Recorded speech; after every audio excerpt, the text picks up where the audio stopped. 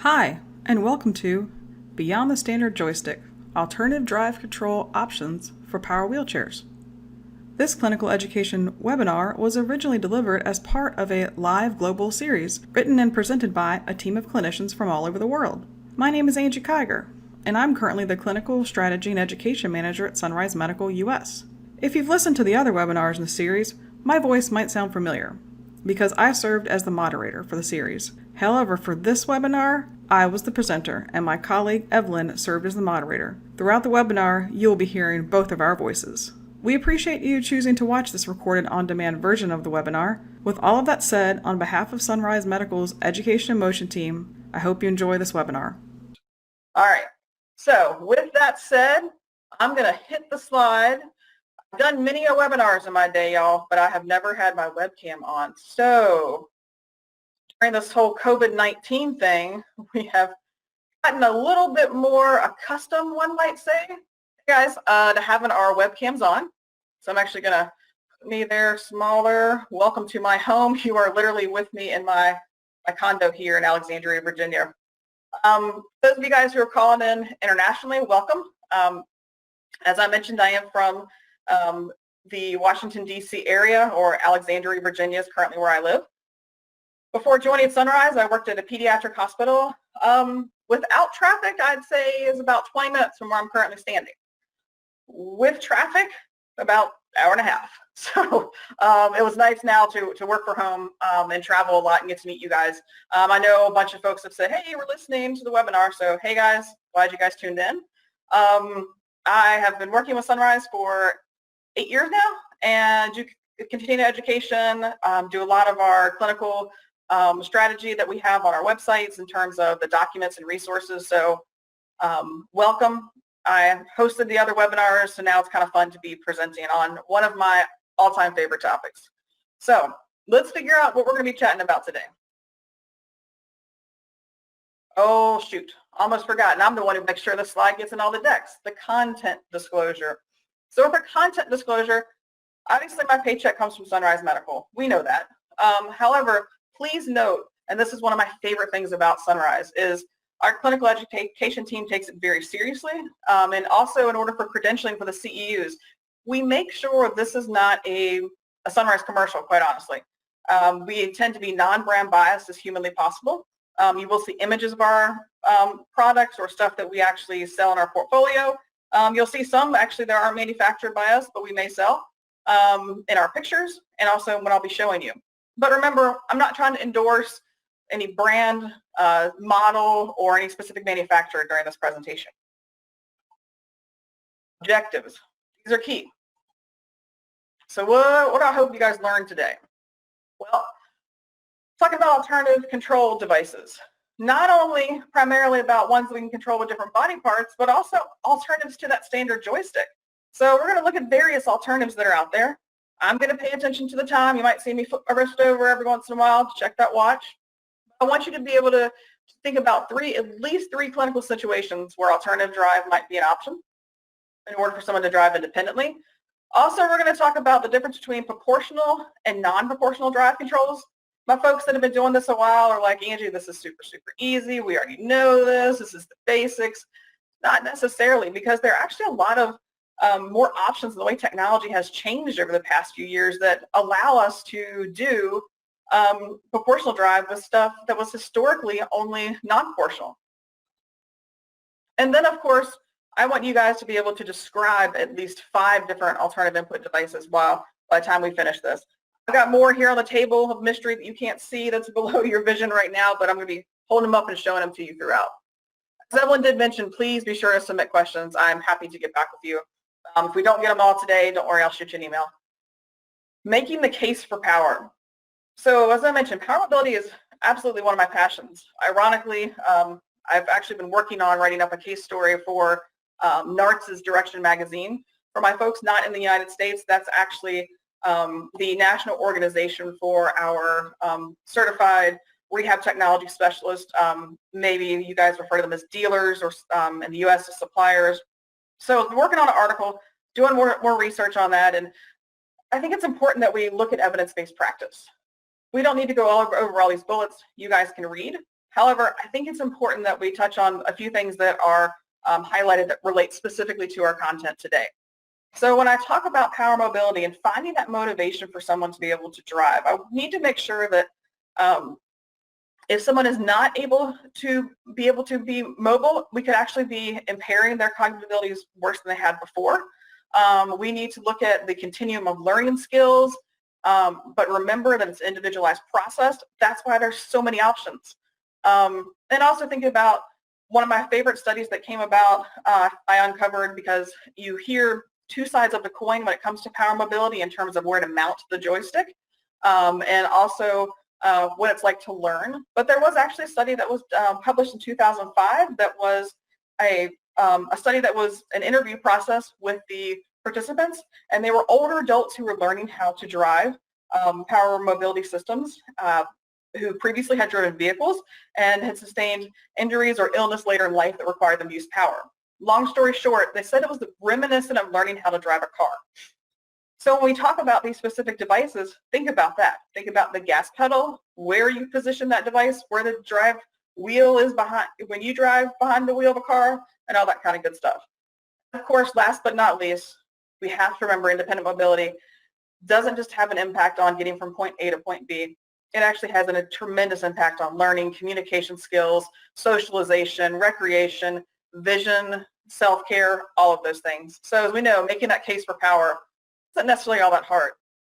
When you think about power wheelchairs, you may start to think about someone such as Jose here, who's pictured with his girlfriend Jessica. Jose actually sustained a spinal cord injury when he was a young adult. Jessica is his girlfriend. She has osteogenesis imperfecta and has been driving a power wheelchair since she was about 12 years old. Prior to that, she used a manual chair. And you might think to yourself, okay, yeah, that makes sense. These folks have mobility impairments, but then you've also got to think about when it comes to having a power wheelchair, what about someone who's utilized a manual wheelchair for a long time? How do they make that transition? Or they use a manual wheelchair for parts of their day, but not the entire day or everywhere that they go. This is actually Cole Sidnor and his fiance Charisma. If you've never looked them up on YouTube, I highly recommend that you check them out. Roll with Cole and Charisma. Hysterical, awesome, very practical YouTube channel they have. But anyway, you'll see in a lot of Cole's videos, he actually uses a manual wheelchair with power assist, but he actually got a power wheelchair also when he was in college, because when he was going across campus. And who are we missing here? Well, if you guys have heard me speak, you know that one of my biggest passions is, of course, the little ones. So thinking about other friends who use power wheelchairs, and interestingly enough, there's Miss Emmy. Emmy's done some great modeling for us. She started out as a Voyage user when she was just under a year old. And she got her first power chair before she was 2 years old. So she's doing pretty amazing. But when she first started to drive, she actually drove with switches. So we're going to talk about that. And now she's transitioned over to using an adaptive joystick. So pretty neat. But these are the folks I want you guys to kind of have in your head beyond that. Because when people initially think of the idea of power, if you are imagining a power wheelchair with just a standard joystick, you may be closing off your mind to some of the options that are available. Speaking of power wheelchairs, not going to get into this extremely in-depth discussions, but I think it's important that we touch on some of the other equipment that's involved. Excuse me, it is a little dry here in Virginia. So we've got seating systems. You guys know, if the person is not seated in a position properly, you are putting them at a severe disadvantage to actually be able to be positioned appropriately to drive a power wheelchair. Also, when we think about drive wheel configuration, should they be able to drive the wheelchair with a rear wheel drive, mid wheel, front wheel? And then, of course, powered seating. Is that an option that we're going to need? I'm not really sure. But before we move on, I'm actually going to step back. I got a little ahead of myself, Evelyn. I would love for us to find out. I mentioned some of the clients that I talk about, my friends who use power. Can we go ahead and launch our first poll, Evelyn? Absolutely. Let me get that up for you. Thank you, ma'am. All right. Poll number 1, which of the options below best describes the ages of the clients you serve? Pediatric, 0 to 21 years old, adult, 21 to 65 years old, older adult, 65 and over, or combination. Give everyone a moment here to go ahead and vote. Now, I do want to mention that we understand that some of you might be having trouble voting, and we apologize for that. We have reached out to GoToWebinar, and they are aware of this. They are working on a resolution, so again, we really want to just apologize if you're having any trouble. Yeah, we are at the mercy of that third-party software. All right, Angie, we have our results here. It looks like 50% of our respondents voted for combination, 20% pediatric, 16 adults, and 14 older adults. All right, so we got to run the gamut. The reason why that's important to me, even though I skipped ahead of it myself a little bit, is I wanted to make sure that I know that. So when I'm talking about and giving you guys specific examples, I'm hitting on examples that are applicable to you. So let's continue on. So I mentioned all those different types of equipment decisions wait, because of course we've got to wait, because what if the client, how are they actually going to drive that power wheelchair? Within that system, standard joystick, sit and drive wheelchairs, initially our brains might say, oh, this is an easy one. Put them behind the wheel or behind that joystick and off they go. However, what if you do need an alternative joystick? Whether it be an alternative to a standard joystick by changing out maybe the handle, or a completely different alternative device in general. Can't forget about positioning components of that device. Do you need switches as opposed to an alternative joystick? What sort of program is involved? And of course, we continue to go around that clock, if you will, your specific electronics. Remember, if you're doing that evaluation, which we're not going to spend a lot of time discussing evaluations today at all, because I really want to get to the meat of the actual devices, but you've got to make sure you work with your complex rehab technology supplier or your dealer, depending on how you use that term in different countries, and also potentially your manufacturer's representative, because some wheelchairs require additional pieces of equipment in order for alternative input devices to work, drive controls to work. For example, the electronics that Sunrise and a few other companies contracts with to utilize on our power wheelchairs is PG drives, Curtiss-Wright. They've been referred to as different terms over the years. They've expanded. They've been around for a number of years, but they actually require the utilization of an Omni. Now they're on the Omni 2. So these are little things to keep in mind when you're setting up for someone to be able to use an alternative drive device if that's going to be appropriate. Joystick considerations. Now, when I think about a joystick, a lot of times this is, as I mentioned before, this is where the initial go-to for a lot of folks. And joysticks actually are a little bit more complicated than one might think. For years, back when I first started this, people were talking about, oh, joysticks. A lot of younger kiddos are able to do those because they're very much reminiscent of gaming and whatnot. Now, of course, we've moved more over to different styles of gaming controls. I mean, I'm from the days of Atari, so if you guys played a little Frogger on Atari, it looked like a standard drive joystick that we have for driving a chair. Sadly, Atari's gone, so I can't utilize that much anymore, and most folks are using touchscreen as an option. So having that ability to experiment previously with a joystick is not something everybody's ever actually seen before. So the individual has to be able to have one single access point and move it either 360 degrees or 180 degrees, meaning in all different directions, and have purposeful and volitional movement of that and be able to control small movements. For example, I've got one here. I'll tell you guys more about this specific joystick later, but I don't have a wheelchair here with me. But I do want to show you when I talk about small controlled movements, because if someone just has more of a gross movement, they're going to hit this and maybe not have the functional ability to pull it back. Small movements, very controlled, is what we want to have in order to be able to drive a joystick. Now, if you look at the pictures I've got on here for you, I'm not saying the person has to be able to use their hand in order to be able to drive that power wheelchair. There could be the other body parts too that they might use. But they've also got to be able to, whatever with that sight, they've got to be able to release that joystick quickly. Continuing on and talking about switch access. With switch access, I have consistent and volitional movement. So consistent, be able to go on and off, with small isolated movements depending on the size of the switch. Not a great deal of A fine motor movement is required depending on the type of switch that you have, which we'll get into details of those guys here as we continue on.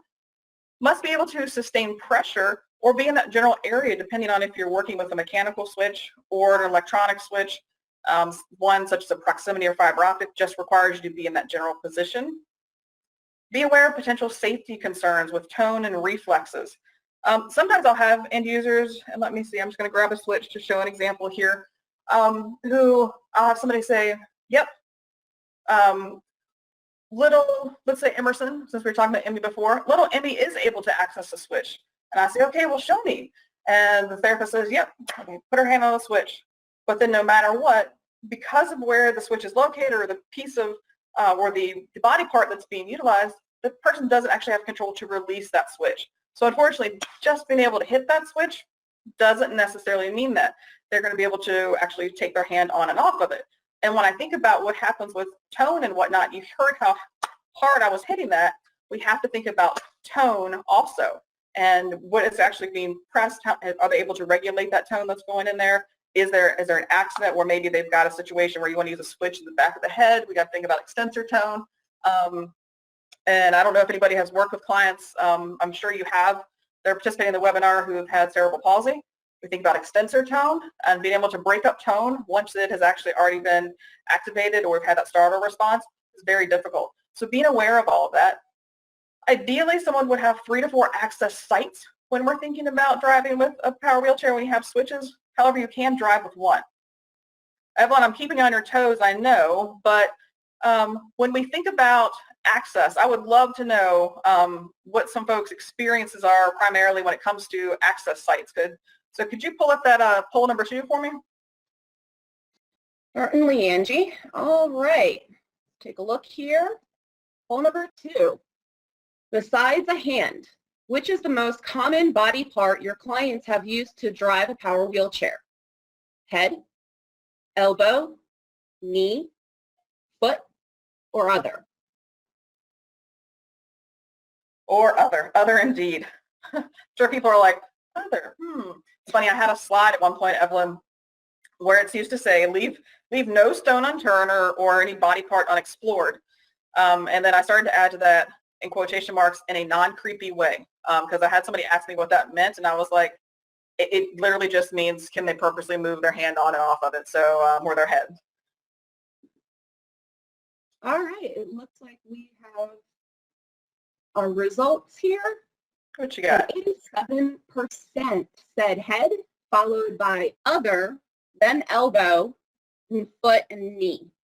All right, I knew head was going to be a pretty big winner. When we think about head, we think about, before we get too deep into the different types of drive controls, but I think about head, a lot of people initially go here because you think about folks who have sustained some sort of paralysis, whether it be from a spinal cord injury, or maybe they have a degenerative neuromuscular condition, and as the condition becomes more degenerative over time, think somebody with, let's say, ALS, and it kind of moves up the body, or also someone with cerebral palsy, maybe they have spastic quadriplegic cerebral palsy. So I can completely understand that. However, I'm hoping to challenge some ways of thinking here. I don't shy away from the head. However, I will tell you that I definitely look at the entire body. I've really become accustomed to that because I work with a lot of clients that had cerebral palsy, and due to that extensor tone, using their head wasn't an option. So we had to really think outside the box. So types of drive input devices. This analogy, these two little clip arts have been on slide decks for a number of years, and even though it's changed a tad bit in terms of the technology that's out there, I think it's important that we go ahead and, I leave them on here because they're pretty easy to understand. So I think proportional, I think about your gas pedal in your vehicle if you guys drive a car. The harder you press on that, in theory, the faster the car will go. Same thing really when we're talking about a proportional drive joystick, right? So in order for me to go to the top speed, depending on how it's programmed, you think that someone's just going to be able to slowly grade that movement, and then once they hit the end of how far that joystick will deflect, they're going to go at that top speed. It's got 360 degrees of control, meaning I could turn myself an entire circle, I can go left, right, I can do diagonals or what have you. Does require a more fine-tuned approach to it. requires more coordination, and can be considered abstract for some users. And this isn't the case if you remember back to that sweet little girl, Emmy, with this adorable blonde hair in that power wheelchair. This is where Emmy's therapists were thinking at the very beginning, because they were thinking, we know she's got the hand control to be able to manipulate a joystick, but we're not sure at less than 2 years old and having some cognitive delays due to a number of reasons, including being an X29 week weaker or X29 week preemie. But they know that she's developing that, but what can we do? So they actually started her out on a non-proportional drive system. We think non-proportional, we oftentimes think about switches, or like a light switch. Not a dimmer switch, but a light switch. So if I had a light right here, if I turn it, if I hit the light on, it's completely, lights the room. If it's off, it's off. That's how we think about non-proportional. I don't have the ability to control the speed. It goes pre-programmed. It's either going the top speed is pre-programmed for, or it's off. It does require less fine-tuned motor control. We did mention we're talking about, depending on the switch access, the size of switches and types, you do have to have a little bit of fine motor control, but really and truly, it doesn't matter for, say, a mechanical switch like this guy right here. No matter how hard I push, once you hear that little click, might be hard to hear, once you hear that, it's activated. So I can just barely touch it, or I can, no matter what, no matter how hard I'm pushing on this, I'm not going to go any faster. And for some end users, that can be frustrating, right? They want to be able to increase their speed. They want to move to a proportional drive. However, starting on non-proportional is easier to learn because it's very concrete, black and white. I hit this switch, I'm going to go in reverse. I hit another switch, I'm going to go, let's see, let's grab this other little guy who's another mechanical switch. I'm going to go to the right. Every time, same speed. So that's what I mean when I'm talking about proportional and non-proportional. Let's continue on and talk about let's start with standard joysticks. Let's go ahead and get these guys out of the way, right? So I've got on here at the bottom, compare and contrast. If you're with one of your coworkers, feel free to look towards them. If you're not, talk to the screen. I can't hear you, but you're muted, but hey, feel free to talk to me. Standard joystick examples, what are the differences here? These are actually all three that are manufactured and offered by PG Drives, which I mentioned, who Sunrise uses for our electronics. I like all three of them. If our anybody from PG Drive is watching, please don't get rid of them. I think all three are important because it depends on the end user's abilities, cognitive understanding, their vision, all of that good stuff. Their access is why all these are important. So let's just jump, the first thing that jumps out at you probably is one on the far left, there's no pretty color screen. Nope, you're right. That actually, this is how I reference that, and this is no disrespect to if anybody on this webinar utilizes this type of device that I'm about to say. However, I look at that standard joystick and I think of my parents who utilize flip phones. Jim just turned 80, Sandy 77, so flip phones are right up their alley. So if they were going to, some sort of unfortunate circumstance happened and it required them to utilize a power wheelchair, I'd probably lean them towards the direction of the joystick with less bells and whistles. As you move up the scale, you get right there in the middle, I've got another joystick that's got a smaller screen. The color screen can definitely help. It can actually make it so the person will be able to see, what's going on with their seating functions, see the speed up, speed down. There's obviously more buttons on that joystick as compared to the one on the far left. And then when you jump over to the one on the far right, you see that more vibrant screen. And you can see the difference in the type. Initially, folks might be going, oh yeah, I see the difference in terms of one's brighter, one's got the black background. When I think of my clients with cortical visual impairments or any sort of visual impairment that could be related to a brain injury, I think a black background every single time. So I might lean towards that direction. But remember, you can't forget about where those switches are located too, as far as turning them on, the buttons I mean, where they are on the joystick. So lots of things to consider here. But even if at the time of the evaluation you don't have your ability to have all your hands on every single type of joystick, be sure to talk with your supplier or your manufacturer's rep and ask what some of those other options are, because you might be able to do something with programming or the setup of a standard joystick to allow that person to be able to drive. What do I mean by that? Well, maybe how it's actually mounted, right? So you've got the standard mount option versus swing away versus multi-positional on the slide. And when I think about standard mount, That's your lowest cost option. Less bells and whistles, right? Like I don't really have the ability to change the position of it. It is what it is. Why people like swing away mounts moving down is because literally as you drive up to a table, you can actually swing it out of the way. I will have some clients that I've worked over the years that require some education that they can't actually just release their joystick and let it make contact with the table to move it out of the way. They do have to physically move it or have someone move it for them so it doesn't break the joystick. You tell I spend a lot of time in pediatric with some ornery teenagers, right? And then of course you've also got the multi-position mounts, and it's hard to display in a still image, but basically with that mount, it actually you'll hear an audible click, and you'll feel it as you're moving it around to put it in different positions, whether it be right off of that the upper extremity pad, arm support, or maybe over maybe a little bit more lateral or more medial. One of the two. You can definitely move it into different options, multi-position. That's not all. I mentioned before about that study that actually referred to folks who were saying that learning how to drive a power wheelchair reminded them of learning how to drive a vehicle. I subscribed to the love of driving with midline mounts a long time ago. And I just thought about that because I spent a lot of time in my car driving in and out of the city going to the pediatric hospital in DC. And as I'm pondering the kiddos while sitting in traffic, I would think to myself, gee, what controls my vehicle is right here in front of me. I wonder if having it mounted in midline would actually be more impactful for my clients. And when you think about that, there's actually has been a couple of studies that have been done. One of them actually by the manufacturer down the bottom right. They worked on a study, and I can't remember the institution it was out of. I'm sure as soon as I say I can't recall it, there's going to be somebody feverishly typing that into the chat box. But anyway, that basically looked at the impact of posture when it came to mounting. And if you're wondering, well, why do they have it mounted off of the armrest in the first place? Well, when the first wheelchair, person who's credited with actually designing the first power wheelchair, shout out to our Canadians. It was one of your countrymen, so awesome. They actually path of least resistance, right? They just mounted the joystick right at the end of the armrest. But I'm not really thinking about what the impact it might have over being able to access it or on posture over time. So another thing to think about is sometimes I have folks who have degenerative conditions and they, throughout the day, one hand may be stronger or weaker, or they may be ambidextrous and be able to use both hands. So midline's another good option. All right, I'll stop selling you on midline mounts and why I'm a fan. Let's just look at the different ones you have here. They really evolved over the years.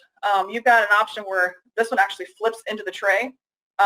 This one was something that I actually was a huge fan of when I first saw it on the website for Sunrise. We were selling it in Europe before we got into the U.S. And as soon as I saw it available from the U.S., I was like, I need to get my hands on that. It's fantastic. Basically, that joystick flips over on itself, and then you've got a flat tray. For any of my engineers that are listening, any of my Sunrise folks that are listening, that's phenomenal. We need that for access. We need that to be able to make it so the tray doesn't have to come on and off for them to be able to use that upper extremity support tray for other things. Because unfortunately, we all know the reality is people use that for flat surfaces throughout their day, and having that joystick pop up in the middle can get in the way, honestly. Can also use systems to mount, such as like the Linkit mounting system right there. That's in that middle. It's kind of like, I think of the toys like from when I was younger, and no, it's not a toy. It's definitely strong and tested, but I think about like Tinker toys or erector sets when I could really create exactly what I wanted to. This is even better because I can actually, each end of it, I can move and swivel in 360 degrees in different directions because they're little ball joints. So that's pretty fantastic. You tighten it down and you're good to go there. And then of course, active controls, they've been on the market for a number of years. They specialize in designing devices just to mount in the middle. And we do not manufacture active controls, so I can't speak 100% on their products, but I know that they are compatible with a number of other electronic systems and joysticks that are out there. Continuing on, what about custom mounts? I actually got both of these pictures, or all three of these pictures, from our Built For Me engineering group out in Fresno, California. I'm very big into customizations because I was that obnoxious therapist who, while we were at our facility, we would come up with these amazing rig ups and take a picture and say, hey, Paul is now retired. I still use Paul as my person who gives examples. Hey, Paul, look at this. little Johnny was able to drive beautifully when we had it set up like this. And Paul would look at us and go, well, I don't know if in our shop we can really use duct tape and pillows and the way you guys have rigged this up, but I'll see what I can find that's out there. Built for me, they have the ability to customize and design things that are completely out of the box. So you've got one there in your left-hand corner for someone who's actually their limbs had not completely in utero developed, so they were actually missing a few bones and were unable to walk independently. So you could actually drive with their toes with their lower extremity propped up. This other reverse driving position, this one always when I'm live in front of folks, always gets a ton of questions and people are like, what am I seeing there? This is actually for someone who needed to actually drive when they were in prone. So imagine their chest is actually leaning on the backrest and they are, literally backwards in it due to pressure injuries and also some postural issues. So of course, lots of things had to be done in order for safety to keep that individual in that chair. But if you look at the base of that wheelchair carefully, you will see that it's actually reverse configure QM710. So seating system was turned. So yeah, just some different things you can do. Other things you can do with a alternative input, a standard joystick that would be considered an alternative would be joystick handles. All the manufacturers have on their order forms different ones. Common ones you'll see are the ones that are listed, the foam balls, the T-handles, the goal posts. You'll also have ones like a little cup or some balls that are harder. So you see the yellow one is squishier, think of like a stress ball. The smaller one in the middle, the black ball is just solid. And then of course you've got like a mushroom sort of style grip on there too. And this is just for someone, obviously has some sort of fine motor difficulties. If they're using their hands, or I've also I had a young man that we were working with that actually lived in St. Louis who was born with no arms and no legs. And he learned how to drive and utilize a little cup joystick, actually this exact joystick, the Versa Guide joystick, but we actually used a different handle and put the little cup handle on there, top of it, and then he was able to drive with his shoulder. His residual limb or the undeveloped limb actually was able to fit right in there and to be able to drive. So different little options there in terms of handles. There are a few different evaluation kits that are out there.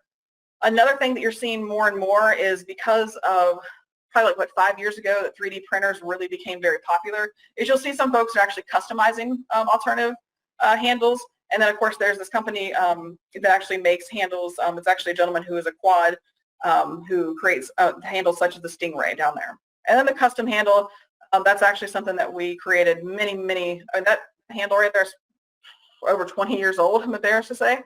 We did that actually out of splinty material. It was a temporary just for evaluation purposes, did not go home with the client. But you can, nowadays, like I said, with 3D printers, you can do a lot. So that's standard joysticks. Now let's move on to talking about a little bit of light touch options. I'm just gonna have a little sip of my water here as we continue on with my light touch options. So when I think about someone who might need light touch options, let's see, my brain initially goes to someone with a degenerative condition, maybe let's go with ALS or spinal muscular atrophy. I've had a few kiddos who've actually had SMA type 1, which is, if you are work with pediatrics, you may be familiar with spinal muscular atrophy type 1 is diagnosed before they're 6 months old and is actually considered to be the most severe. And those kiddos are very, very brilliant. Their IQs are typically higher than their same age peers. However, their bodies just do not function as far as movement goes like yours and mine might. So very, very weak. Sometimes people will refer to SMA as being very similar to ALS, but for pediatric clients. But anywho, very light touch, very limited movement here. And you can see this is that micropilot. It's the micropilot because this one I'm going to show you here, micropilot, and then the other one pictured, which I've got here too. You'll notice that one big difference is the color of the actual, the collar of it. This guy's silver. This is the micropilot. You can set this so it only requires 5 grams of force, which is very, very little amount of force. One of my colleagues, I'm not sure if he's watching today, Roger out in Utah, actually demonstrated for me how he could hold a piece of paper in his hand and make it so he could actually move the joystick. So it required that little of force to move that joystick. You can actually program this joystick too in case somebody needs a little bit extra. force to it. But one thing this one doesn't do is it doesn't move quite as easily. There are some things where you can do with the programming where it can move a tad bit, but if you look at me right here as I'm pushing, I'm giving my pinky and my index finger is giving a pretty solid push on this, but the joystick itself is not deflecting. Some folks, as you may understand, actually need to feel that deflection, right? They need to have that sensory movement to know something's happening. So that's when the little brother, as I started calling it, I don't know if the guys that switched agree with me on that, but the little brother came along, the micro guide, and this one requires a tad bit more force, but you can actually feel the deflection more, which is kind of neat. And you can see there, you can actually get different joystick handles for even light touch joysticks, depending on which ones that you're going with. But what if someone mentioned before, upper extremity, that's an easy one as far as thinking about mounting goes. How else can you mount a light touch joystick? Well, of course, you can mount it for your upper extremity at the end of the tray, but also, what about if you need a smaller tray to have coming off the end of the armrest there, whether it's circular or it is that bullet tray option. Neat thing about the bullet tray is you can actually mount other switches to come up around that little, the open arc, in order for them to be able to do different seating functions. And then, of course, just some other ones, and you can see that it is, depending on the wheelchair you're using and also the technology, that the folks at Active Controls do have some midline mounting options that are compatible with these sorts of devices, including the micro pallet and the micro guide if someone needs to be able to have that in midline. But wait, there's more. Chin controls. That's right, we're going up to the head, guys. We talk about chin controls, the different collar mounts that are out there. It's funny, when I talk with my folks that utilize the collar mount, a lot of times the end users, individuals using them, really like them because there's not, it's attached to them. That's the easiest way to say it. So if they were to go into a tilt or a recline or change the position of the wheelchair, it remains on them on that collar. Some folks don't like it because they feel the weight of it, but other folks really like it because it doesn't move with them. Once you switch over to something such as a chin boom mount style, you can see it's mounted to the back of that headrest, right? So you have to think about that if the client has any sort of shear or any sort of movement or multiple caregivers putting them in and out of that chair, they don't get the position just right. They're either going to need tools to change around that swing away mount, or they're going to need their end user, or they're going to need whoever's setting them up in that chair to make sure it's in that proper position, whether it's with a mount that can actually be moved a little bit, like a gooseneck style mount, or not. So just various things to think about. But you can actually also do like a little powered mount too, where you hit a button and it gets out of the way. But regardless, when you move to boom style, don't forget it still is attached to the actual wheelchair. So some pros and some cons there. I don't have a recommendation one or the other. It depends on the individual. Compact proportional joysticks. No frills, no fuss. That's honestly why I like these. You've got the all-around on your left. You've got the Versa Guide on your right. The few things that really stand out to me is that they're the basic of the basics, meaning if you've got someone who really doesn't need all the bells and whistles, or it's visually distracting, the only thing that lights up on these two, I don't have it all around right here. You saw earlier I do a Versa Guide. It's right here. There's a blue light that will turn on. If that is visually distracting for somebody, I have been known to actually put some black electrical tape over top of that. Please make sure it's something that actually can be removed. Don't glue, none of that stuff. Read all of your manuals first before you start attaching anything on here. And then also on the all around, it just got a little red light. Safety-wise, this have to be there so people can recognize the chairs are on, but at the same time, it could be distracting for somebody. So plain Jane, no frills. You've got somebody who's got some gross movement, you're worried about them hitting one of those buttons that happen to be on a standard joystick, this could actually help you out with that. Or what if you've got somebody who needs to use this as a chin control? You can see there again on the left, you've got the all-around, and it's actually got a pretty neat little, looks like a microphone. Maybe someone's going to be, you might think, oh, they're going to be singing a little karaoke. No, that's actually, it's really neat the way the dome style of that is. It's not tacky, but it is a little bit, it's kind of weird. It's not super slick. So if someone does, their chin is actually able to kind of grip on that really nicely, which I'm definitely a fan of that one. And you saw as I was holding this guy up and down that I was showing off some different, there's some switches attached to it. These switches actually can be used to do different sort of seating functions, turn the chair on and off. You can really program it depending on the chair and the end user's needs on how that is actually needed. Moving along. Another thing you could do with a compact joystick, because remember, I like to customize things. And you can see this one truly was customized. It was taken, the picture was actually taken on the desk at one of our engineers out in Colorado when they were setting it up for somebody. And basically what happened here is we had someone who wanted to actually use the space in between their toes to be able to drive. So they wanted to make sure they had a secure spot to put their foot and have the actual joystick guarded from hitting things as they were driving. And so it worked out really well for them. So if the client needs customizations, I can tell you that I can only speak for manufacturers at Sunrise, but our Built For Me team really does love that challenge. And our engineers can tell you, I like to challenge them too. So think outside the box. Great customization available. Touchscreen proportional drive. I mentioned how with touchscreens that we did have, a change in video games, right? Like you saw, I'm looking at, can't see, I'm looking over my iPhone right there. You saw a really big influx of this a good 10, 12 years ago. And so there's actually this really cool device. I think it's not utilized as much as maybe it could be or should be, in all honesty. I'm a big fan of this one for a few different reasons. Because as long as the skin, a portion of the skin is actually touching this technology, it's like the electromagnetic forces. If my engineers from Sunrise are listening, I messed that up, I apologize. But there's something basically that says my skin has got to be touching it for it to move. It's really neat. And I can land, you can set it up so I can, no matter where I land, that can become my forward, left, and right, meaning my neutral. I don't have to go directly back to the middle.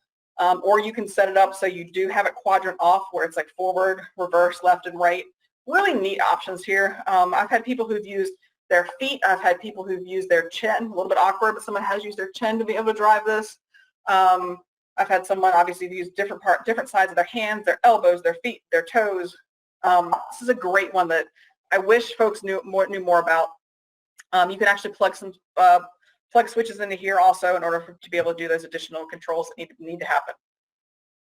14 more minutes, guys. We're almost done through the joysticks. Then we're going to move over to switches, and then we're going to wrap it up. So hang tight with me. Cross our fingers. Technology keeps holding with us too. Arm controls also. Rim control has been around for a number of years. Basically, arm control, rim control, leg control work in a very similar fashion where you see rim's the easiest one to see in these images. The back of the joystick, the back of the headrest, you'll see a joystick there. Fully proportional systems that are actually mounted into those systems, or if someone needs to use their leg, their upper extremity, maybe their shoulder to be able to control that, or to use their head, that is available. Now, that's everything to do with joysticks, right? So let's spend a few minutes talking about switches. When it comes to switches, this is typically what a lot of people think of with switches, like, okay, well, I can do scanning. If you've never worked with a client who uses one switch to drive, I will tell you that the person does need to have a high level of cognition because they've got to be ready, and whatever that access site is, to be able to actually hit that switch exactly when it scans around. It's really neat. If you've never seen it, talk with somebody else who has more experience and ask them to set up a power wheelchair like that. It's pretty cool to see, but does require a lot of higher level cognitive functioning.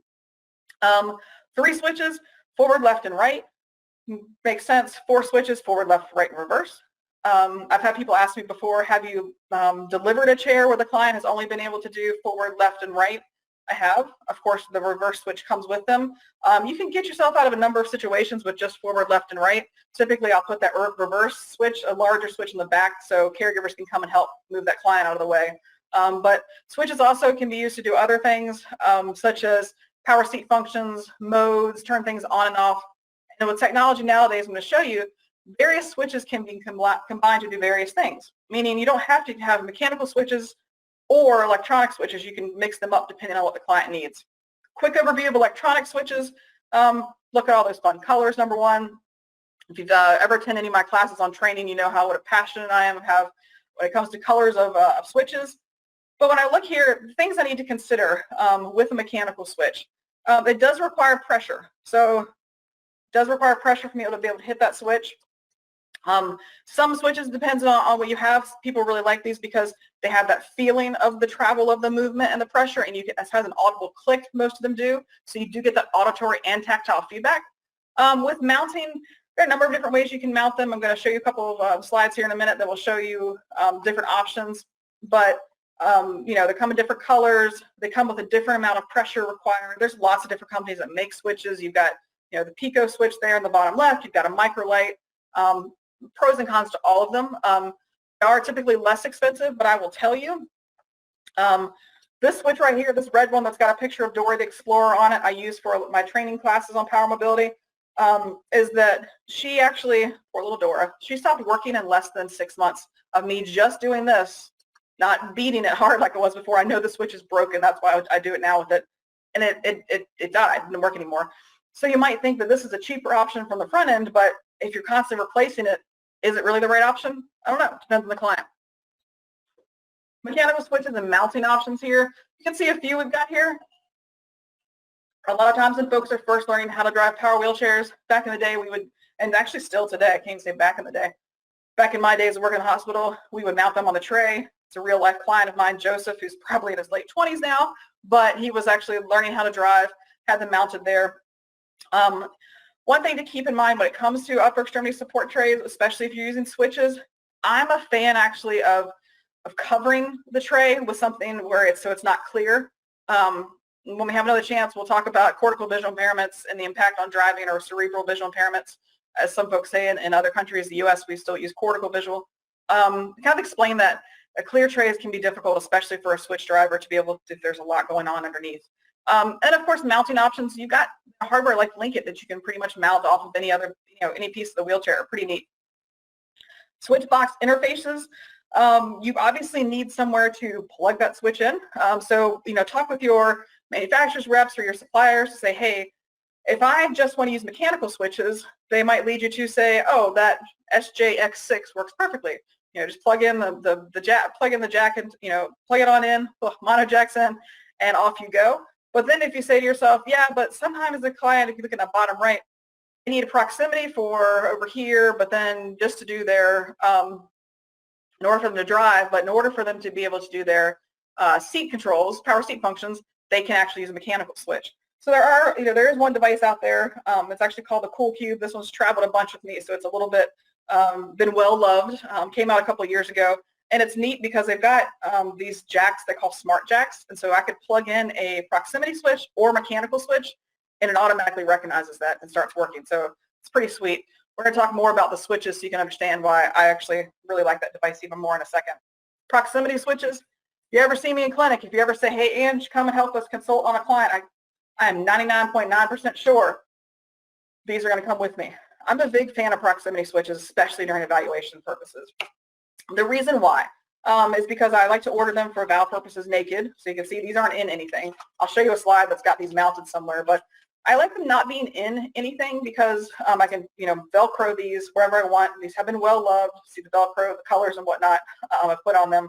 But basically, if I get in the general direction and activate that in the sensory area, it'll actually be able to move that chair in the direction or activate the switch.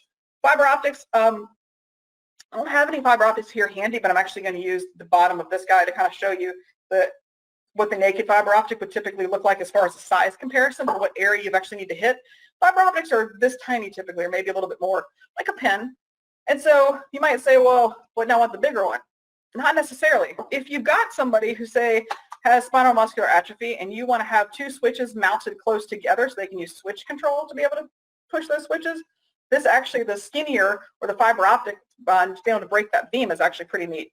Now with fiber optic switches and proximity switches, you can get them mounted other ways too. This is what I would not leave someone's typically device, I wouldn't leave their switches naked like that because they are, it's kind of could lead to easier breakage, if you will. So you want to have them mounted in a nice system where it's less likely they're going to get broken.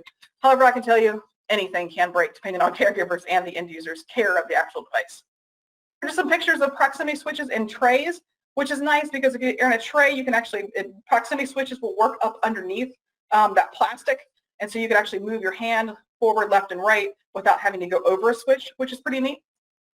Continuing along, proximity switches you may or may not have known, or actually have for a long time have been in the head arrays for many years. So different versions of head arrays. You guys, 84% of you guys say that you use the head for your other areas for someone to be able to drive. So I'm sure you're very proficient and have an understanding of head arrays. Bear in mind, there are different head array systems that are out there. For example, if you've got someone who's got a non-proportional drive head control, the mounting systems can differ too. You can actually use Whitmire hardware in order to customize exactly where those lateral facial pads are on the device, or if you've got someone who just needs the standards, you can just use the ones that have the standard wings too. You could, of course, when it comes to sip and puff, you think about other electronic options. Sip and puff is very common. Don't have a system here to show you with that, but exactly what you're thinking, where different lengths of puffs and sips will actually control different directions. And then you can also do a sip and puff head array combo, where maybe you use the sip and the puff, the two long ones, sip and puff, to stop and go, and left and right is done with the head pads, with proximity switches built in the head pads. So different little combos that you can do depending on that user's need. Because sometimes I'll have the breath support to do all 4 directions with sip and puff action. Electronic head support. I talked earlier about proportional controls and switches. This one, before I pull it up, and any Sunrise people see this, this is my demo one, everybody. This one's well loved, but I think it's important that I show this. This is not one that I actually hook on chairs anymore, but something I was trying to explain to people was that the neat thing about how proportional drive systems such as this works is you've got proximities already built in here, and then also a force switch. So the harder I push, the faster I'll go. So you've actually got 2 styles of switches, and you do all the programming on the back there. You can see that middle picture, and I can make it so the client, as you can see in the bottom right-hand corner, he's resting on that head, that lateral facial pad. I can set that so he's actually got to put more force in to activate it, so when he's just resting his head there, it's not actually moving. And then on that left side, you probably can imagine that if his head is leaning this direction, over here is probably pretty tight, so getting over there is harder. Maybe he just has a little bit of movement. You can set it up actually so the proximity distance, all he has to do is just move his head a tiny bit, and then it activates it. So a lot of really cool things. If you never played with a proportional head control device, such as the Dual Pro, check it out. I mentioned one of the concerns that people have when it comes to driving with switches is they're on-off non-proportional. When CoolCube launched, guys, my world was totally changed because there are now proximity and proportional switches. The harder I push on this, it's like a gas pedal. If you have not tried these, highly encourage you guys to give these guys a whirl. They're extremely awesome. Lack of a better term, extremely awesome. When you've got somebody transitioning from driving with plain switches for non-proportional, this is actually that stepping stone. The neat thing is you can program these to be that stepping stone. I could program this to function like a non-proportional device, or I could program it to function like a proportional device. So pretty cool. Ongoing driving support needed. I know you're looking at your watches. I am too. I've only got a minute or 2 left. Don't worry. We've only got about 3 slides left. Ongoing driving support needed. What if you do have somebody that throughout the day they need some additional support? That can be the reality. If you're here in the U.S., I can't speak for other countries. I know you're looking at the slide going, Angie, we can't get attendant controls paid for depending on the funding source. I understand that, but for some folks, this is absolutely needed for them to be independent, so I think it's important that we talk about it. So basically, if someone needs some additional assistance, there are alternative ways for an attendant to be able to help drive for them, or even control their actual seating functions. If you're going through these slides going, I'm trying to take all this in, don't worry, don't forget you are actually getting copies of these handouts. So just think about that. If you do have someone who does need attendant assistance, those options are there. Didn't get a chance to touch on it for potential training too much, but I can't teach a class on power mobility or alternative input devices and not have one slide in here that talks about potential need for training, because training can happen as a part of the evaluation, upon delivery, and then ongoing. So training and curriculum, extremely important. If you want a class on that, let me know. One of my major passions is training power mobility. We could do a webinar. Hey, any questions? Which we got about 1 minute, Evelyn. I'll give me one question. Let's see what we got. All right, we got a couple of good ones here for you. Let's try this. All right, somebody would like to know, why do you use the particular colors of switches? Few people noticed in your photos there were a variety of colors. Is there a reason for that? I like colors. Now, yes, there are the reasons. I mentioned that there's a class I teach on teaching folks how to drive power wheelchairs. So keen eye on whoever noticed that, because there's like Dora, there's all sorts of colors I have here. Quick tip as we wrap this up, if you're using switches or anything to teach somebody how to drive, if you assign a specific direction to a color, I choose the primary colors because these are the colors that have, research says, folks who have sustained a brain injury and have a cortical visual impairment, cerebral visual impairment, whatever your terminology is, they actually see red and yellow first, and then green and blue. So it actually helps with teaching. And plus, if you got people covering your clients, it helps with you to know where to put those switches for different directions. More to that if you ask for a training class. So, who else is excited about alternative drive controls? I hope after that I'm not the only one. If you would like to access more valuable clinical resources such as this webinar, I encourage you to visit our Education in Motion portal found on the Sunrise Medical website for even more valuable information, including additional webinars, printable resources, links to various industry websites and white papers, user case stories, and much more. Once again, thank you for watching, and if you have any questions or comments, do not hesitate to contact us at eim@sunmed.com.